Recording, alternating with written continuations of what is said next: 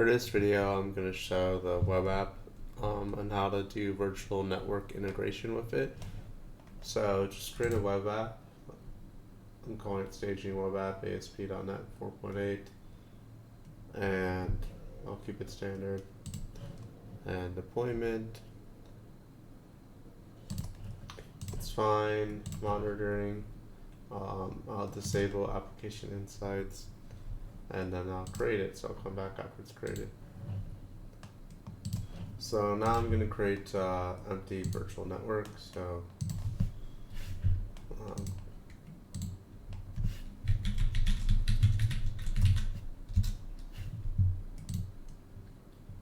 and I'm going to assign it the same resource group, and I'll just call it data Vnet maybe,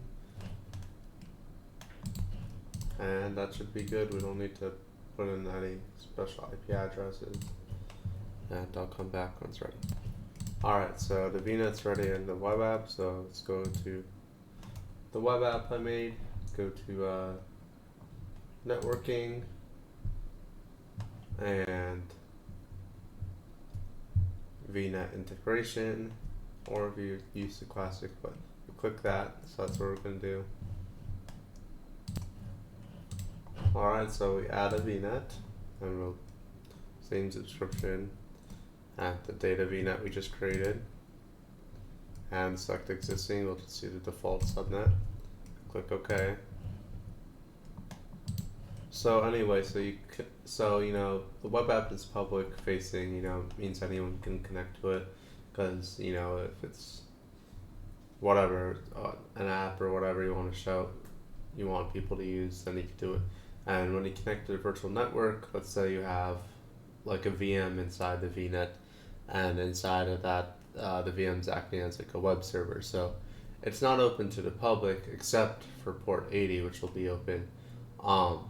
And then also, let's say inside that Vnet you have a database server, and you don't want that to be open to the public, but you want the web app to be able to work with those two, so you connect it to the same Vnet that those are in, and because you don't want to open up, you know, more ports in those servers, because that's a security risk. So you do it this way by doing Vnet integration. So I guess next is to make the database virtual machine. So we're gonna create one.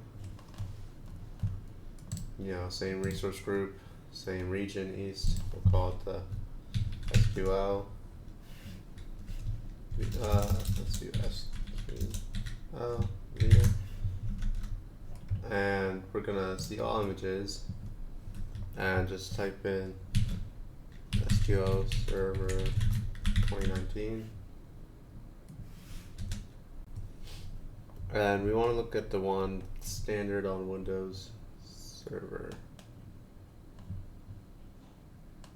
like this one, but we want 2019. Oh wow, it's right here. Select that one, and Gen 1's fine.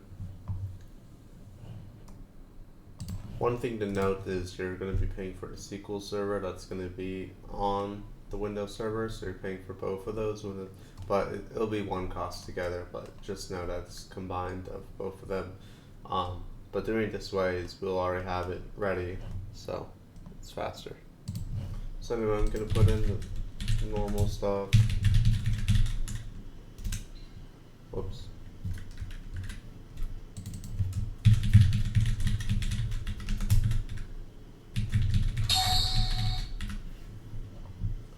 And we'll go to this, networking. So it's not going to let us use the default subnet because it's already being used by the other Vnet, or by the Vnet already. So we'll manage subnets and we'll create one. So I'll just call it database. I probably should have called the other whatever thing I created before, database instead of data. But alright, so I create it. Alright, so you hit refresh, it's there. Let's go back to creating a virtual machine, and it's there. And right now we'll you put the public IP there. And if you notice, we have this new tab, SQL Server Settings, because we chose the SQL Server image. So let's change the SQL connectivity to be public, and the port's fine. And SQL authentication enable, we'll use the same username and password as the virtual machine. And now we should be ready to create this virtual machine. So I'll come back when it's ready. Alright, so it's the SQL VM's done. I'm going to copy the public IP address and open up Microsoft SQL Server Management Studio. We could just install it somewhere online. Server name is you put in that public IP address, then you put in authentication, say connect. Guess I'll update it later.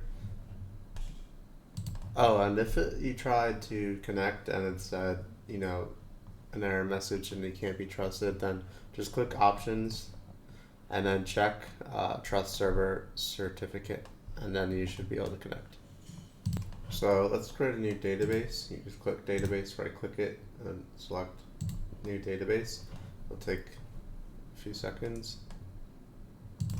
Let's call it appdb, and just click OK.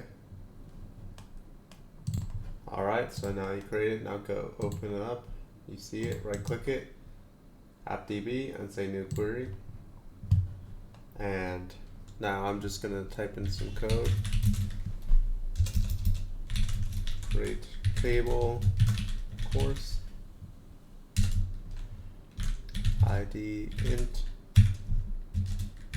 name bar char 1000, close it, insert into course ID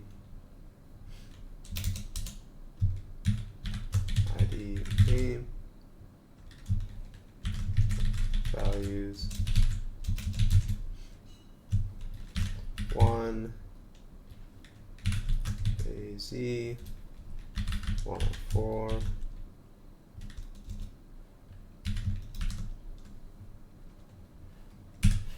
okay, and then we'll just copy this line a couple, like 2 more times.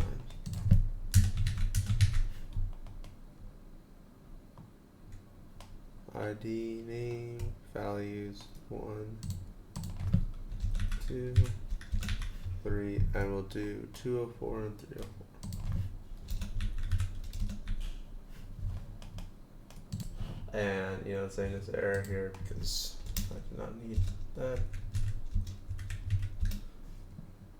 Alright, looks good. Honestly, I like it,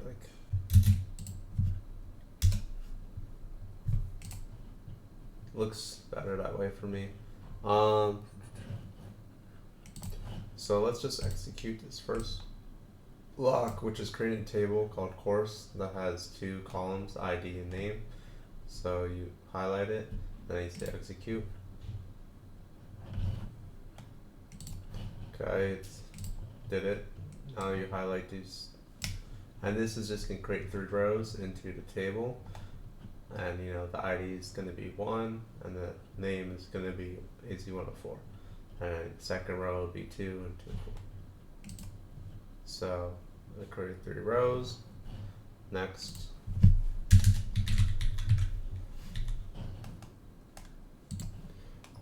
we're gonna select star from course, our table, and we'll run that, and this will actually let you see it as a table format.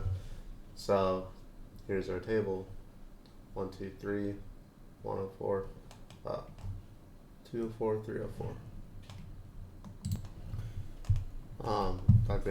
I went away for a while, so I don't really remember I was doing it, but so copy the IP address, open up Visual Studio, and I have this file called web.config, and I'm going to change here and change it to equal the IP address I just copied. And next will be the initial catalog is the database from the here, the app DB, and then the user ID, change it to the one that you created, so David. Password equals Azure portal. This one, I think that's what it was.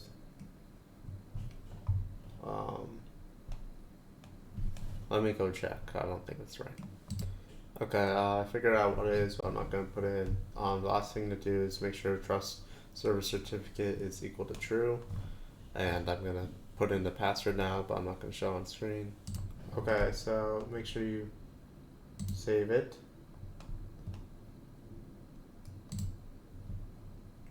Save it here. And run it locally, so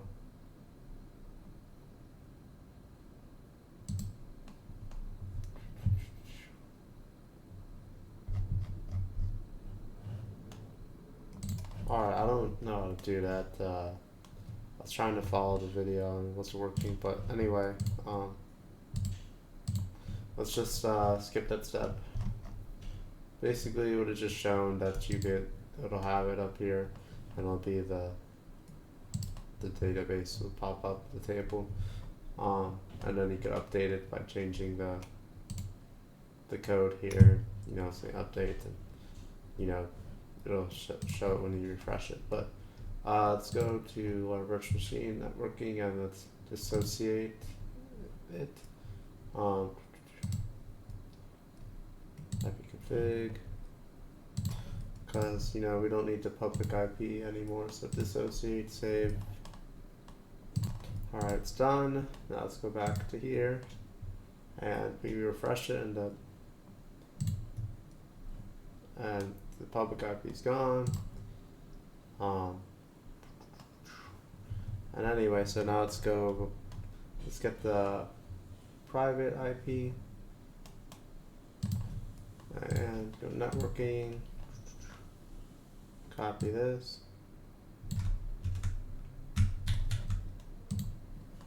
and paste it into here, save it. So if it's in a project, I just added this project, but anyway, well, I added the existing one. You right click it, click publish. So I just chose the web app, but if you want to change it, you could say, manage it, or not that one.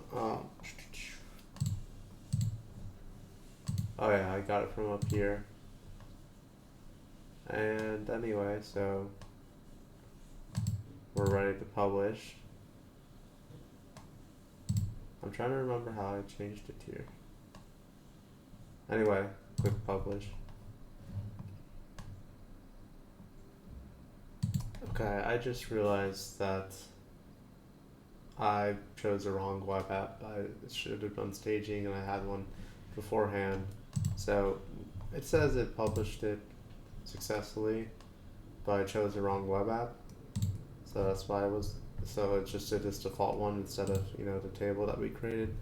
So let me try choosing the different one.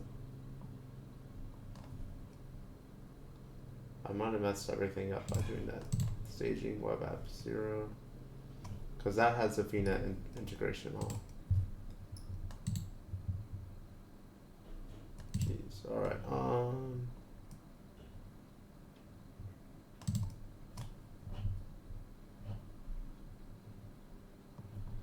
anyway, just let's pretend I chose the right one. It would pop up here and show it, and that's basically you were able to connect to it, using its private IP address after disassociating its public. So then you could have, you could be more secure by using private IP instead of having it open to everyone, by doing this for virtual network integration.